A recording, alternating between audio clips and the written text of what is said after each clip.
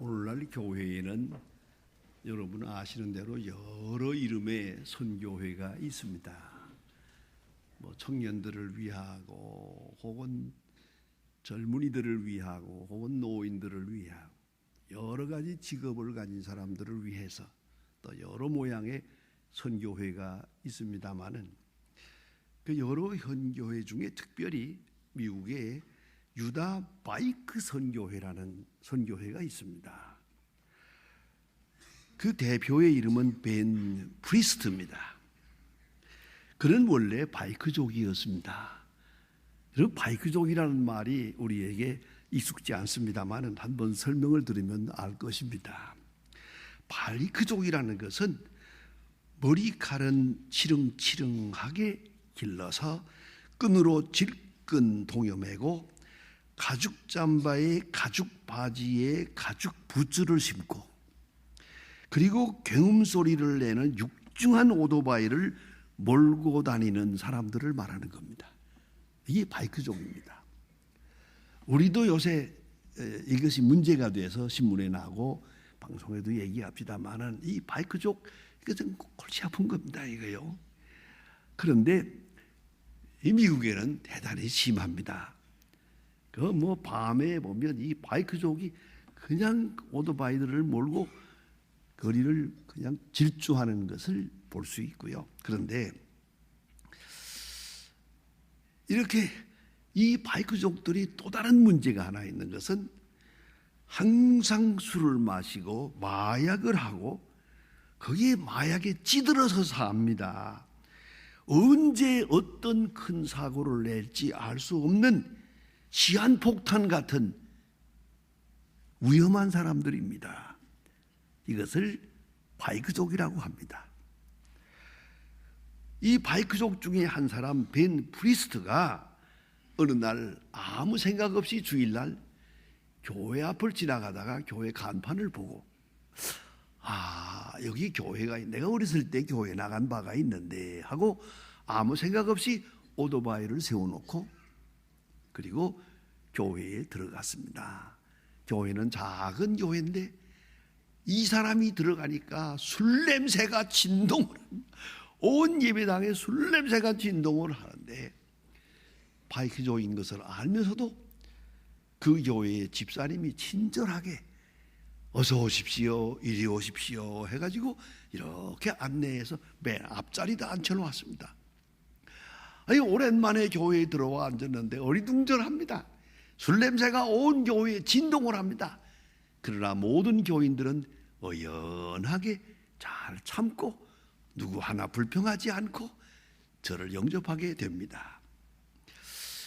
온 교인이 깜짝 놀랐습니다마는 목사님이 어연하기 때문에 교인들도 따라서 참고 이분을 영접하게 됩니다. 이분이 오랜만에 교회 나와 앉았는데 정신이 하나도 없는 거예요. 그런데 목사님의 설교 중에 하시는 말씀이 우리 교회를 방문해 주신 바이크족 선생님을 환영합니다. 그리고 또 말씀하기를 하나님은 당신을 사랑하십니다. 이 말을 듣는 순간 눈물이 팍 쏟아지면서 이 프리스트는 울컥하는 그 충동과 함께 눈물을 쏟아 흘립니다. 아니 내가 이렇게 못된 짓을 하고 다니는데 어디도 나를 환영하는 사람은 없는데 모든 사람이 나를 미워한다고 생각하고 아니 나는 살아야 할 이유가 없다 생각하고 반항적으로 살아왔는데 아직도 하나님이 나를 사랑한다고? 그는 깊은 감격 속에서 새 사람이 되기로 결심을 합니다. 그리고 그 교회에 등록을 합니다. 그 다음에 어머님께 전화를 했습니다. 어머니, 내가 오늘 교회에 나갔습니다. 그 교회에 내가 등록했습니다. 어머니의 말씀은 이렇습니다. 이제야 내 기도가 응답되었구나. 여러분, 이 사람은 내 생각으로 살고 내 노력으로 살고 내 의지로 산다고 생각했습니다. 나는 혼자라고 생각했습니다. 아니올시다. 어머니의 기도가 계속 그와 함께해서 마침내 이 같은 귀중한 중생의 역사를 체험하고 이 사람은 다시 신학을 하고 목사가 되고 그래서 바이크족을 위한 선교를 합니다. 그래서 바이크 선교회입니다. 여러분, 내가 혼자가 아닙니다. 내가 나 되기 위해서는 많은 은혜가 있고 하나님의 은혜가 있고 아니 나를 위해 기도해 준 분들의 그 거룩한 노고와 수고가 있어서 그리고 오늘 내가 있다는 걸 잊어서는 안 됩니다. 얼마 전에 제가 신문에서 보고 큰 충격을 받은 게 하나 있습니다. 우리나라 사람들이 지금 이래저래 자살을 많이 합니다. 1년에 2만 5천 명입니다. 계속 자살을 하고 이러는데 자살을 시도했다가 병원 신세를 지고 살아난 사람들이 있잖아요. 한 번 죽었다가 살아난 사람들이죠. 그런 사람들이 모이는 모임이 있습니다.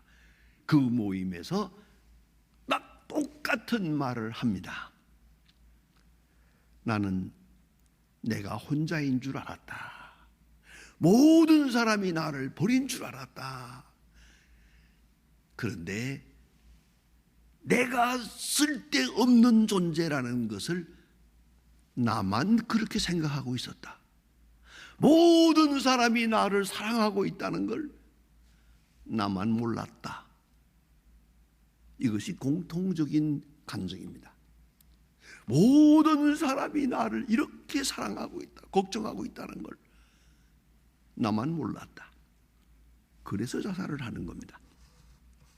여러분, 오늘 성경 말씀에 사도 바울은 우리에게 귀중한 메시지를 줍니다. 은혜를 헛되이 받지 마라. 은혜를 헛되이 받지 마라. 여러분, 은혜는 확실히 은혜입니다. 같이 생각하면 은혜 아닌 것이 없습니다. 많은 은혜를 은혜로 모르면 은혜가 아닙니다. 은혜를 모르는 자에게는 은혜는 없습니다. 은혜를 깨달아야 합니다. 그런데 문제가 있습니다. 심각한 문제가. 언제 깨닫느냐는 것입니다. 이 깨달음이란 은혜를 깨닫는다 하는 말은 한마디로 말하면 은총적 계기입니다. 은총적 계기가 와야 됩니다. 은총적 계기에 왔을 때 비로소 은혜를 은혜로 아는 겁니다. 이걸 잊지 말아야 합니다. 은혜보다 귀한 것은 은혜를 은혜로 깨닫는 것입니다. 그래야 은혜가 되니까요. 그럼 언제 깨닫느냐? 그래서 간단하게 생각합시다. 건강이 은혜가 아닙니까? 얼마나 소중한 은혜입니까? 건강해야 모든 일을 할 수 있지 않습니까? 얼마나 그게 내가 위생을 잘 지켜서 되는 겁니까? 내가 운동을 해서 되는 겁니까? 건강 은혜 중에 은혜죠. 정말 큰 은혜입니다. 저는 아침 저녁으로 늘 생각합니다. 오늘도 건강을 주셨다. 이거 큰 은혜다. 왜요? 나하고 동년배 되는 목사님들 친구들 이렇게 보니까 다 하나같이 비슷비슷하거든요. 그걸 생각하면서 내가 또 하나님 언제까지 내게 건강을 주시는지 모르지만 오늘은 정말로 감사합니다. 근데 여러분, 건강에 대한 감사를 언제 느낍니까? 건강을 꼭 잃어버리고야 느끼는 거야. 병원에 입원하고야 건강이 가장 소중하다는 것을 그때 가서 아는 거라요. 그 좀 건강한 때 알았더라면 얼마나 좋아요. 건강 잃어버리고 나서야 이럴 줄 알았으면 담배를 끊을 걸, 이럴 줄 알았으면 내가 화병을 내지 말 것, 이럴 줄 알았으면 욕심을 부리지 말 것. 기본 상식도 없어요. 왜? 미련하고 우둔해가지고 말이에요. 은총적 계기가 와야 됩니다. 그걸 잊지 말아야 합니다. 그래서 죄송하지만 가끔 병원에 가야 됩니다. 가끔 입원도 한번 해봐야 의사 선생님이 고마운 줄도 알고 주변 사람들이 찾아와서 이렇게 위로할 때 이 나를 걱정해 주는 사람들이 다 있었구나. 그때 가서 아는 거 아닙니까? 예? 그렇잖아요. 그 어린애가 병이 걸렸는데요. 이 중이염이 걸렸어요. 의사 이렇게 다 진찰하고 나서 야, 몇 번 약을 먹고 한 번 더 병원에 오면 낫겠다 그러니까 얘가 엥 하고 울면서 선생님 고쳐주지 말아주세요. 내가 이거 중이염을 앓으니까 온 집안 식구가 나를 사랑하잖아요. 어머니도 할머니도 할아버지도 애지중지하니까 얘가 병 낫기를 원치 않아요. 병 고치지 말아주세요 그러더랍니다. 얼마나 사랑에 갈급했습니까? 은총적 계기 참 중요한 것입니다. 돈을 잃어버리고야 돈이 귀한 줄 알아요. 명예를 잃어버리고야 명예 귀중한 줄 알아요. 여러분, 은총적 계기가 와야 비로소 우리가 깨닫는다는 것, 은혜를 은혜로 알 수 있다는 것, 은혜보다 더 중요한 것은 은혜로 아는 그 깨달음, 그것이 더 중요한 것이다. 그걸 잊지 말아야 됩니다. 은혜라는 말은 쉽게 말하면 거저 주시는 바를 말합니다. 거저 주시는 내 공로가 없이 공짜로 주어지는 거죠. 그런데 문제는 은혜의 반대는 율법입니다. 그래서는 자꾸 율법적으로 생각하려고 하는 것이 우리 인간의 마음의 큰 시험거리입니다. 이 은혜로 되어진 것인데도 내 노력으로 된 것처럼, 오직 축복으로 되어진 것인데도 내가 한 것처럼 자랑하고 싶은 거예요. 율법적 관계로 생각하고, 심지어는 어떤 분들은 내가 기도 많이 해서 됐다고, 그것도 공로죠. 그것도 잘못된 거죠. 여러분, 내가 기도 많이 해서 은총 입었다고 생각하는 그 굉장한 노력이거든요. 또 한 번 시험에 빠진 거예요. 차라리 난 기도도 안 했는데 하나님은 은혜를 주입했다. 그게 진짜 옳은 말이죠. 내 의나 내 수고의 대가가 아니라는 마음, 이게 얼마나 중요한지 모릅니다. 그보다 더 중요한 게 하나 있습니다. 은혜는 지식의 세계가 아니고 감성의 세계이기 때문입니다. 은혜를 은혜로 느껴야 합니다. 느낌이 와야 됩니다. 감사한 마음, 아주 은혜에 대한 깊은 감격, 그 감사가 따라와야 됩니다. 눈물이 팍 쏟아질 만큼 말입니다. 이런 느낌이 와야 됩니다. 감격. 그런데 이 감격은 어디서 오느냐 하는 겁니다. 겸손해야 됩니다.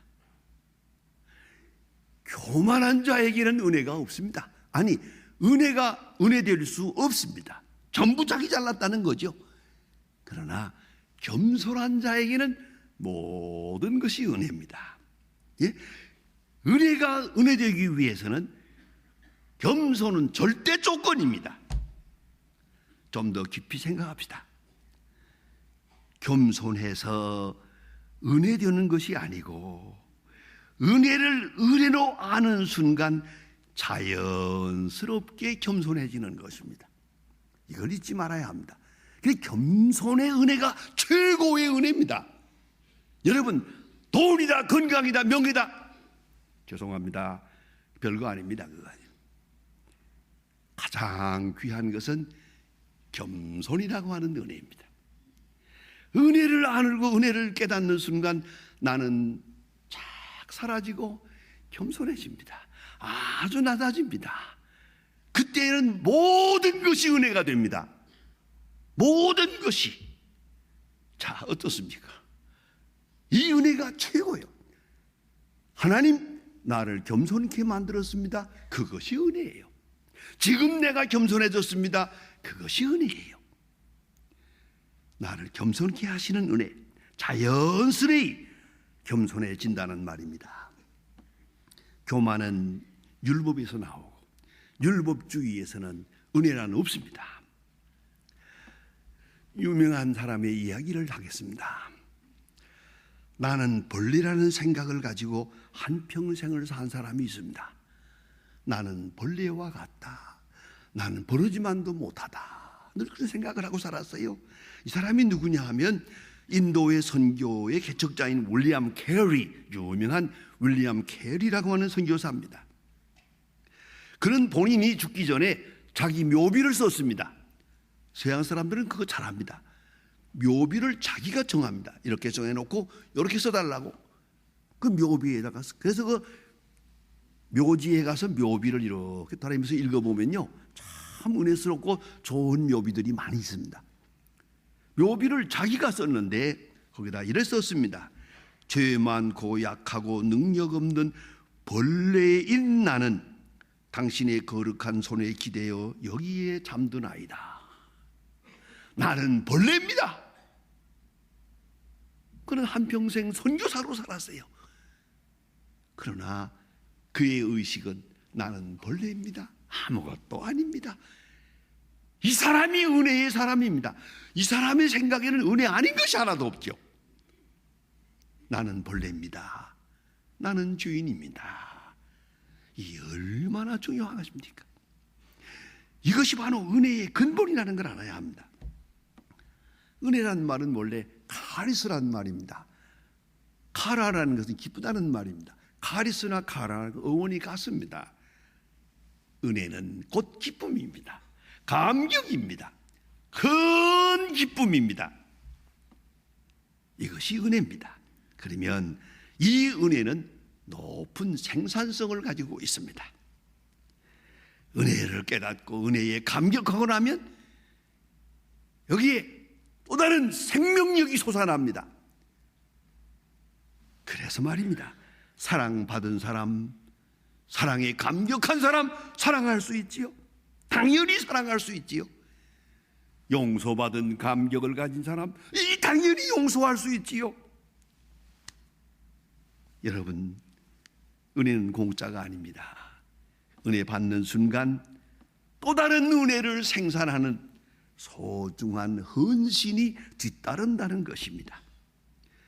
그래서 은혜를 알고 나면 주께 헌신하고, 헌신하면 행복하고, 행복하면 감사하고, 감사하면 또 다른 은혜를 생산하게 된다는 것입니다. 이것이 바로 은혜입니다. 이렇게 은혜에 사는 사람에겐 은혜 아닌 것이 없습니다. 저는 63년에 아주 옛날에 미국에서 공부할 때 제가 뉴저지 한번 방문했는데 거기서 특별한 음악회가 한번 있는 것을 보았습니다. 그 음악회, 난 생전에 그런 음악회 처음 보았습니다. 저녁 7시 반에 시작해서 새벽 4시 반에 끝나는 겁니다. 밤새껏 노래를 부르고 찬송하고 한 2시간 노래 부르고 또 가서 또 뭐 좀 먹고 와서 또 노래 부르고 그런 음악회를 제가 참 좀 어려웠습니다만은 어떻게 하나 보자 하고 끝까지 견뎌봤는데 4시 반까지 하더라고요. 그게 뭐냐 하면 크로즈비입니다. 프랜시스 크로즈비라고 하는 유명한 분이 계십니다. 그분은 시각장애자입니다. 근데 그것이 날 때부터가 아니고 중도에 눈이 나빠져서 시각장애자가 된 겁니다. 이분이 병원에서 진찰을 받고 있을 때 의사가 마지막으로 했습니다. 아무래도 당신은 장님이 될 수밖에 없겠습니다 라고 말했어요. 그때 이분이 얼마나 믿음이 좋았던지 대답을 이렇게 했습니다. Oh God, make me blind. Oh God, thank for make me blind. 하나님, 감으로 감사합니다. 장님 만들어주고서 감사합니다. 화려한 세상을 보지 않고 한나라를 보고 속된 것을 보지 않고 주님만 바라볼 수 있게 해주셔서 감사합니다. 그때부터 찬송이 터져 나와서요, 찬송가를 4,000개를 만들었습니다. 그 중에 우리가 부르는 찬송, 가장 세계적으로 많이 불려지는 찬송이 400개고요. 우리나라 찬송가에도 29개가 들어있습니다.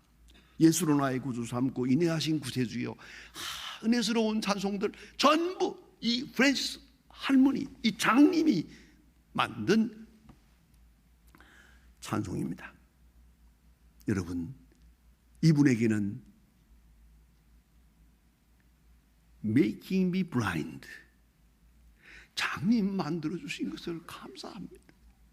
여기서부터 출발합니다. 여러분, 은혜라는 것은 은혜로 은혜를 아는 자는 모든 것이 은혜다. 은혜 아닌 것이 없어요. 사도 바울은 갈라디아 3장 3절에서 말합니다. 성령으로 시작했다가 육체로 마치겠느냐, 율법으로 은혜로 시작했다가 율법으로 마치겠느냐, 아주 권고합니다. 고린도전서 15장 10절 유명한 사도 바울의 간증입니다. 나의 나된 것은 오직 은혜라. 은혜 아닌 것이 없어요. 그 중에 고린도후서 12장에서 결정적인 말을 합니다. 육체의 가시 사탄의 사자, 그에게 있었던 중요한 병이 있어요. 내가 연구한 대로는 간질병이야. 그런데 어쨌든 한평생 간질병을 가지고 전도하러 다니며 쓰러지고 합니다만은, 그러나 이것이 은혜라고 합니다. 이것이 있어서 내가 겸손하고, 이것이 있어서 내가 주님만 의지하고, 육체의 가시 사탄의 사자, 그것까지도 나의 약한 것 은혜로 수용하고 있습니다. 나의 나된 것은 전적으로 은혜라. 이분에게는 은혜 아닌 것이 없어요. 그렇게 은혜로 알고, 그렇게 겸손하고, 그래서 그는 오직 은혜에 보답할 양으로 그 일생을 주께 바치는 겁니다. 얼마나 놀라운 역사입니까? 지금 빌리 그레이엄 목사님이 94세입니다. 너무 지금 몸이 좋지 않습니다. 아프고 파킨슨병도 있고. 그런데 제자들이 찾아왔다가 그 고생하는 걸 보고 우리가 목사님을 위해서 특별히 기도하겠습니다 그랬어요. 그랬더니 목사님이 그러지 마라. 자네들은 몰라. 내가 이 병 중에서 전에 못 듣던 하나님의 음성을 들어. 전에 깨닫지 못했던 하나님의 진리를 깨달아. 전에 느끼지 못했던 하나님의 깊은 사랑을 느끼고 있어. 절대로 그렇게 기도하지 말라고 합니다. 왜요? 이것이 은혜니까. 이 고통도 은혜니까. 이 고통을 통해서 하나님을 나를 겸손하게 만들고 내 영혼을 깨끗하게 하고 그 하나님 앞에 가까이 가는 그 귀한 체험을 간증하면서 모든 것이 은혜라. 은혜로 은혜되게 하는 은혜, 그 깊은 은혜의 간증을 하고 있습니다. 은혜를 헛되이 받지 마라. 기도하십시다. 하나님 아버지, 오늘 아침도 주의 큰 은혜 가운데 저희들이 성전에 있게 하시고 은혜 가운데 살면서 은혜를 은혜인 줄 모르고 늘 원망과 불평도 하며 하나님 앞에 그릇되게 행하는 저희들이 주께서 은혜를 은혜되게 하시는 은혜 깊이 생각하며 감사하게 해 주시오니 감사합니다. 주여, 우리에게 은혜 중에 은혜를 주시사 은혜를 은혜로 알고 은혜로 느끼고 은혜에 감격하며 그리고 주를 찬양할 수 있는 은혜의 열매로 살아가는 주의 사람들 되게 해 주시옵소서. 예수님의 이름으로 기도합니다. 아멘.